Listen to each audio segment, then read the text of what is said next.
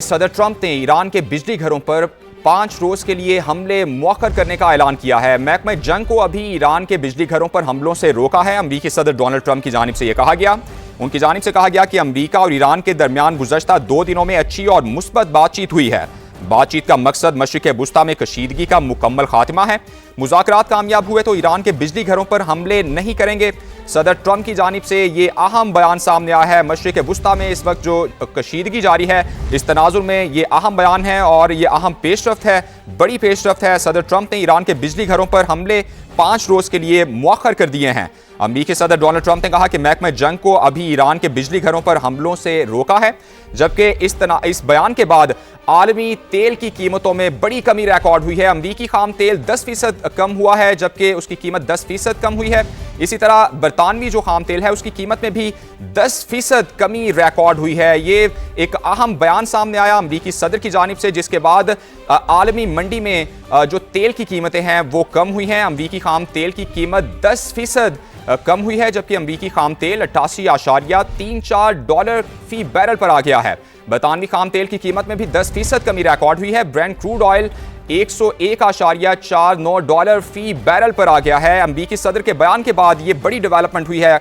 मशरिक़ वुस्ता में जारी कशीदगी के बाद अमरीकी सदर की जानिब से ये पहला ऐसा बयान है जिसमें ये तासुर सामने आया है कि ये जंग खत्म हो सकती है, चूंकि अमरीकी सदर की जानिब से ये कहा गया है कि ईरान के साथ बातचीत का सिलसिला जारी है। गुज़श्ता रोज़ अमरीकी सदर की जानिब से ये बयान सामने आया था कि अगर आबनाए हुर्मुज़ ना खोली गई तो अमरीका ईरान के बिजली जो तनसीबात हैं उस पर भी हमला करेगा। और अभी ये डेवलपमेंट सामने आई कि अमरीकी सदर की जानिब से यह कहा गया है कि 5 रोज के लिए ये हमले मौखर कर दिए हैं। उन्होंने कहा कि वजीर जंग को उन्होंने हिदायत जारी कर दी है कि 5 दिन के लिए ये हमले मौखर कर दें, चूंकि ईरान के साथ बातचीत का सिलसिला शुरू हुआ है। और उनकी जानिब से यह कहा गया है कि इस बातचीत का मकसद मशरिक़ वुस्ता में कशीदगी का मुकम्मल खात्मा है। ये वो अल्फाज हैं जो अहम नौयत के हैं, अहम तासुर रखते हैं, जो कि जंग के खात्मे का तासुर रखते हैं, जिसके बाद आलमी मंडी में खाम तेल की कीमतों में रिकॉर्ड कमी भी सामने आई है। अमरीकी सदर के इस बयान के बाद आलमी मंडी में तेल की कीमतों में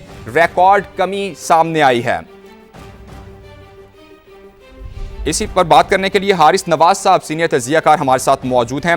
हारिस साहब, जब से ये कशीदगी शुरू हुई है उसके बाद ये पहली दफ़ा अमरीकी सदर का ऐसा बयान सामने आया जिसमें ये तासुर है कि शायद बातचीत का सिलसिला जो शुरू हुआ है, संजीदा बातचीत शुरू हुई है और शायद ये जंग जल्द खात्मे की तरफ जाएगी। क्या कहेंगे आप? देखें, एक तो अल्लाह का शुक्र है कि ये बहुत सेंस प्रिवेल बोथ साइड पर।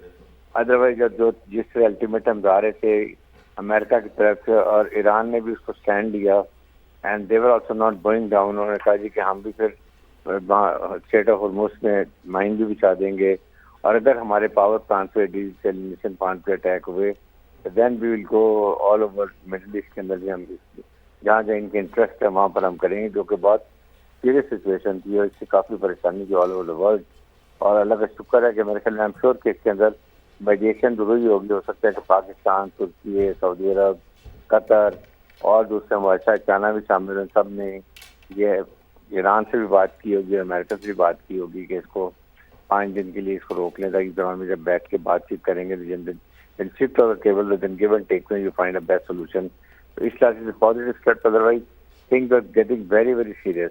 और ये जो अल्टीमेट है ये इससे बड़े हालात खराब नजर आ रहे थे, लेकिन अब क्योंकि ये 5 दिन पूरा हफ्ता पड़ा है ये, आई एम श्योर कि और डिटेल डिस्कशन होंगी, उसमें हो सके अल्लाह करे आउट एंड परमानेंट हो जाए। तो हारिस साहब, आप क्या समझते हैं ईरान की जानिब से जो जंगी हिकमत अमली अपनाई गई, एक प्रेशर बिल्ड किया गया, पूरी दुनिया इससे इफेक्ट हुई, आबनाए हुर्मुज़ को बंद करना, अमरीकी जो अड्डे हैं मशरिक़ वुस्ता में उनको अटैक करना, आपको लगता है कि ये एक जंगी हिकमत अमली का नतीजा ही है कि अब इस मामले को क्लोज करने की तरफ अमरीकी सदर भी संजीदा दिखाई दे रहे हैं? लेकिन बिल्कुल ईरान ने अच्छा स्टेप लिया था and they did not bend down, और बड़ी अच्छे तरीके से उन्होंने एक सोच समझ के बाद ये फैसला किया था। और आई थिंक अमेरिकन को भी समझ आ गई है कि जो whatever they wanted to achieve they already done it. और इसके बाद अगर ज़्यादा होता है तो बहुत ज़्यादा दुनिया में बहुत ज़्यादा economic crisis, energy crisis, overall बहुत सख्त क्राइसिस होंगे। इसकी वजह से तो डोनाल्ड ट्रंप ने भी सोचा होगा कि ठीक है राइट टाइम पे नेगोशिएशन हो रही है और मेरे से आके बात करने को direct communication I don't think इनके आपस में है। थे। अच्छा हारिस नवाज साहब, ये भी फरमाएगा, हर हल्के से यही आवाज़ आ रही थी कि डोनाल्ड ट्रंप साहब जो है वो बहुत मिस कैलकुलेट कर गए ईरान को। वो जो सोच रहे थे वो हुआ नहीं, क्योंकि दो ही मेन मकासद थे, या तो रिजीम चेंज था या दिफाई तनसीबात को नुकसान पहुंचाना था। आपको लगता है कि वाकई ऐसा था कि डोनाल्ड ट्रंप की कैलकुलेशन जो थी वो बहुत ज़्यादा गलत हो गई? देखिए, there was a miscalculation, और ये इसमें इसराइल का बहुत पार्ट प्ले था।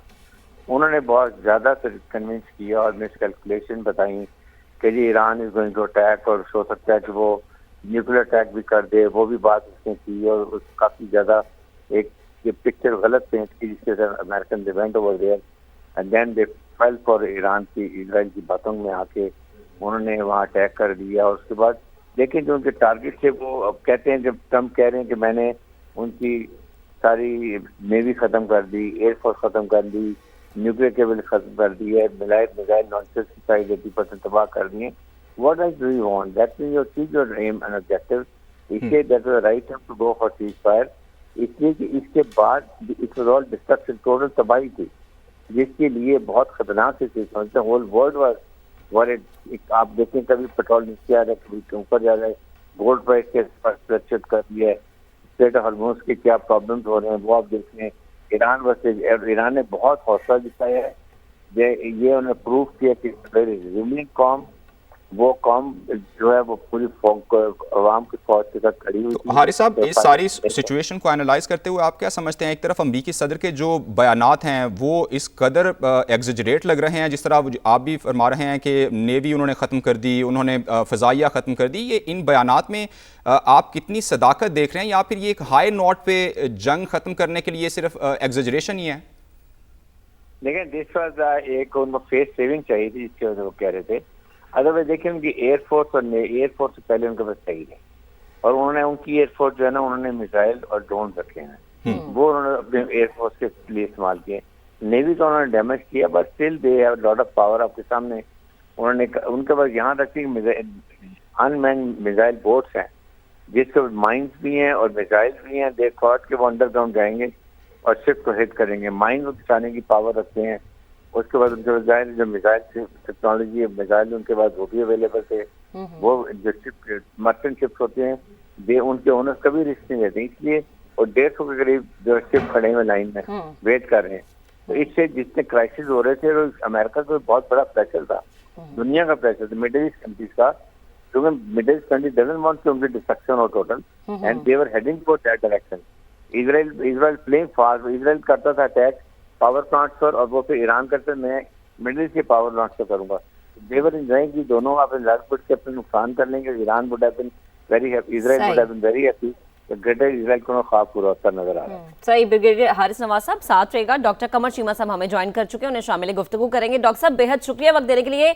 बहुत बड़ी डेवलपमेंट हुई है मशरक़ वुस्ता में, जो कशीदगी चल रही है कि सदर ट्रंप ने ईरान के बिजली घरों पर हमले 5 रोज के लिए मौखर कर दिए, और फिर कहा कि महकमा जंग को अभी ईरान के बिजली घरों पर हमले से हमने रोक दिया है। आपको लगता है कि मामला पॉजिटिविटी की तरफ जा रहा है? वो ट्रंप जो कल तक ये कह रहे थे कि हमारी ही ताकत है, हमारा ही कब्जा है, हमारा ही प्रेशर रहेगा, आज बैक फुट पे नजर आ रहे हैं। मेरा ख्याल है कि ट्रंप साहब ये महसूस कर रहे हैं कि अगर हमने हमले कर भी दिए तो उसके बदले बाकी जो क्रिटिकल इंफ्रास्ट्रक्चर मिडल ईस्ट का, उसके ऊपर भी हमले होंगे। तो मेरा ख्याल है कि, और फिर सिर्फ ये नहीं है, सिर्फ वो बिजली घरों पे तो ईरान हमले नहीं करेगा, बाकी मिडल ईस्टर्न ममालिक के ऊपर वो उनके वाटर प्लांट्स के ऊपर हमले करेगा। तो ये जो क्रिटिकल इंफ्रास्ट्रक्चर है, देखिए तेल की सप्लाई तो थोड़ी देर के लिए रुक गई, तो आप अफोर्ड कर लेंगे महंगा तेल, लेकिन अगर मिडल ईस्ट के अंदर पानी के इंफ्रास्ट्रक्चर पे हमला हो जाता है, या एनर्जी बिजली घरों पे हमले होने शुरू हो गए, तो फिर तो मतलब, और दूसरी बात है कि यहाँ पे प्रेशर ये भी तो है ना कि कब तक ऐसे चल सकता है? क्या अमेरिका के क्रिटिकल इंफ्रास्ट्रक्चर पे तो कोई हमले नहीं हो रहे?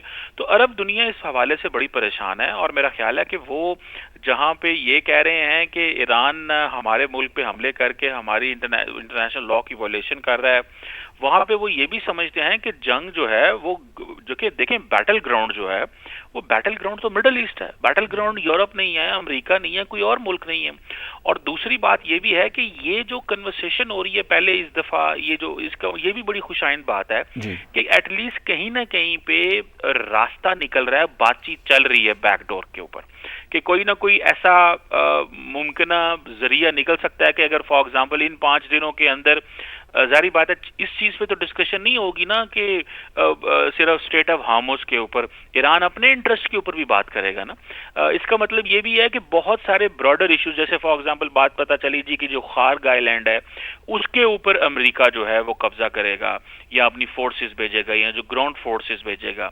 और दूसरी बात यह है कि ट्रंप साहब का सुबह इस वक्त अमेरिका के अंदर इस खबर को ब्रेक करना ये बताता है कि वो खुद भी बड़े एक्साइटेड हैं, वो बेसिकली ब्रेक थ्रू चाहते हैं, वो चाहते हैं कि उन्हें कोई ना कोई रिलीफ मिले, वो कोई फेस सेविंग ट्रंप साहब भी चाहते हैं। और मेरा ख्याल है ईरानी इस चीज को समझते हैं कि अगर अमेरिका को कोई फेस सेविंग दी जाए और वो ये जंग बंद हो जाए तो एटलीस्ट कोई रास्ता निकल पाएगा। तो डॉक्टर साहब, जिस नहज पे डोनाल्ड ट्रंप ये मामला लेके गए हैं, जो मुतालबात सामने रखे गए शुरू से ही, आगाज से ही जंग के, कि ये हमें चाहिए, न्यूक्लियर फैसिलिटीज़ ख़त्म करना चाह रहे हैं या फिर वो मिसाइल्स जो फैसिलिटीज़ हैं वो ख़त्म करना चाह रहे हैं, तो आप क्या समझते हैं मीडिएशन जब होगी, जाहिर है अमेरिका ये चाहेगा कि फेस सेविंग मिले, उनका हाथ जो है वो अपर हैंड जैसे रहे, तो क्या दे सकता है